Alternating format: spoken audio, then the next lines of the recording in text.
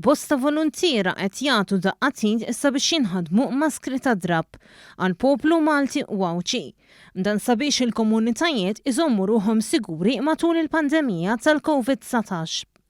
Dan il-ġest nobli ra diversi ħajjata jagħtu sija twal minn ħinhom. Il-Fondazzjoni Marigold immexxija mis-Sinjura Michelle Muscat hija fost l-għaqdiet li għaddejja b'dan il-proġett tal-produzzjoni tal-maskri. Wieħed jista' jordna dawn il-maskri minn fuq il-paġna ta' Facebook tal-Fondazzjoni u jagħti donazzjoni li tmur fost oħrajn għand Special Olympics Puttinu, ALS Malta u l-Assoċjazzjoni tal-Ġenituri ta' tfal bl-awtiżmu. Intant il-Kunsill Lokali ta' Xbiex ingħaqad f'din l-inizzjattiva tal-produzzjoni tal-maskri.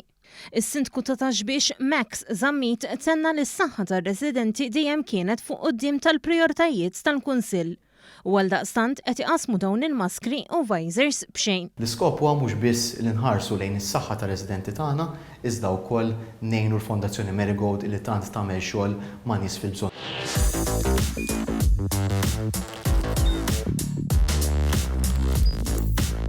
Idħol fuq one.com.mt u hemmhekk tista' tara l-programmi kollha li jxandru fuq One permezz ta' One Play.